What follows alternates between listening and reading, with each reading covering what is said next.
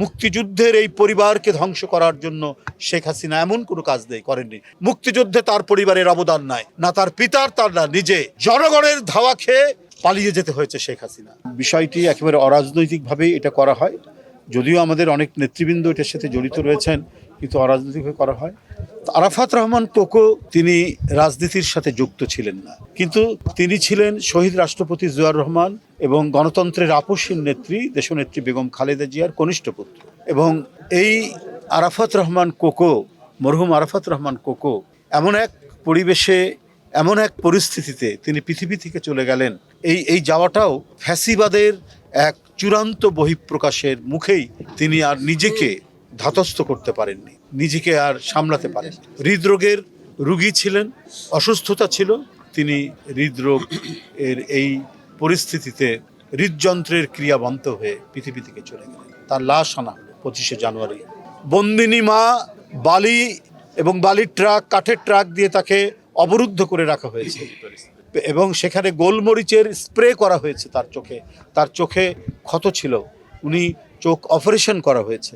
ঠিক ওই মুহূর্তে গোলমরিচের স্প্রে করে ক্রাঞ্চি রোলের ভিতর চকলেট ক্রিমের filling, all time cream roll, মুখে দিতেই স্পেশাল ইনসাইড। তাকে আরো বেশি অসুস্থ করে বন্দি করে রাখা হয়েছে।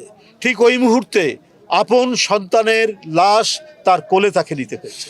এই হৃদয় বিদারক ঘটনা, এই মর্মান্তিক ঘটনা, এই ট্র্যাজেডি, এই বিয়োগান্তক ঘটনার কথা আমার মনে হয় কোনো মহাকাব্যে লেখা আছে কিনা, কোনো ধরনের পৃথিবীর কোনো বিয়োগান্তক ঘটনার সাথে এটার মিল আছে বলে আমার মনে নাই।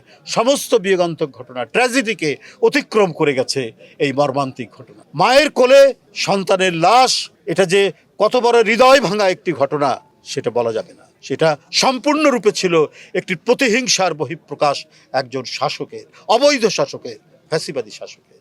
সে একটি পরিবারকে নানাভাবে পর্যুদস্ত করার জন্য জনগণের মধ্যে তার যে উপস্থিতি এবং তার যে জনপ্রিয়তা, সেটিকে আপনার মুছে দেওয়ার জন্য এমন কোনো কৌশল নাই যেটা করেননি সাবেক পলাতক স্বৈরাচারিণী শেখ হাসিনা। কলঙ্ক লেপন করেছেন, অপপ্রচার করেছেন, মিথ্যাচার করেছেন, যার একটিও তিনি প্রমাণ করতে পারেননি। কেন করেছেন? তার একচ্ছত্র আধিপত্য এবং তার যে ক্ষমতায় টিকে থাকার বাসনা, এটাকে চরিতার্থ করার জন্য তিনি এই কাজগুলো করেছেন।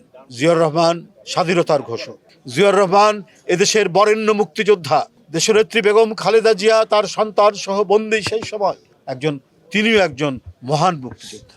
এই মুক্তিযুদ্ধের এই পরিবারকে ধ্বংস করার জন্য শেখ হাসিনা এমন কোনো কাজ করেননি, কারণ মুক্তিযুদ্ধে তার পরিবারের অবদান নাই, না তার পিতার, তার না নিজে। তারা পাকিস্তানি শাসক গোষ্ঠীর আশ্রয়ে প্রশ্রয়ে ঢাকায় অবস্থান করেছে। এই কারণে এই প্রতিহিংসা। কেন জিয়াউর রহমান স্বাধীনতার ঘোষণা করলো? কেন তার স্বাধীনতা ঘোষণা নিয়ে তার পরিবার, তার স্ত্রী, তার 2 পুত্র বন্দী অবস্থায় রইল? জনগণের মধ্যে তার এই যে দেশপ্রেম, সেই দেশপ্রেম এবং জনপ্রিয়তা শেখ হাসিনা কোনোদিনই বরদাস্ত করতে পারেনি। তাই একের পর এক যন্ত্রণা দিয়েছে। তার জ্যেষ্ঠ পুত্র আজকের প্রধানমন্ত্রী জনাব তারেক রহমান, তাদেরই আন্দোলনের ফসল শারীরিকভাবে তাকে অত্যাচার করেছে। তিনি চিকিৎসার জন্য চলে গিয়েছিলেন লন্ডনে। আজকে কি হয়েছে?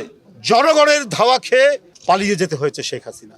আজকে সেই তারেক রহমান, শহীদ জিয়া এবং দেশনেত্রী বেগম খালেদা জিয়া মরহুমা, তার জ্যেষ্ঠ পুত্র আজ প্রধানমন্ত্রী, অত্যন্ত জনপ্রিয় প্রধানমন্ত্রী। জনকল্যাণের সমস্ত যে কাজ, সেই কাজগুলো একের পর এক ক্ষমতা নেওয়ার 2-3 দিনের মধ্যে থেকে বা শুরু থেকেই তিনি ইমপ্লিমেন্ট করছেন।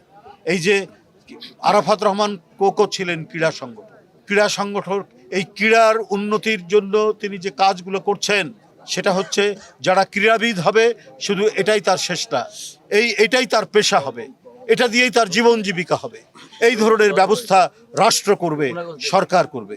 আজকে ক্রীড়ামন্ত্রী এখানে আছে যে ক্রীড়ার উপর একটি বিশ্ববিদ্যালয় করা হবে। আজকে আমি মনে করি যে প্রধানমন্ত্রী জনাব তারেক রহমান এবং তার একজন একান্ত সহকর্মী হিসাবে, সতীর্থ হিসাবে অত্যন্ত যোগ্য ক্রীড়ামন্ত্রী এখানে তার যে আরাধ্য যে কাজগুলো, সেই কাজগুলো সুসম্পন্ন করবেন, এই সময়ের মধ্যেই করতে পারবেন।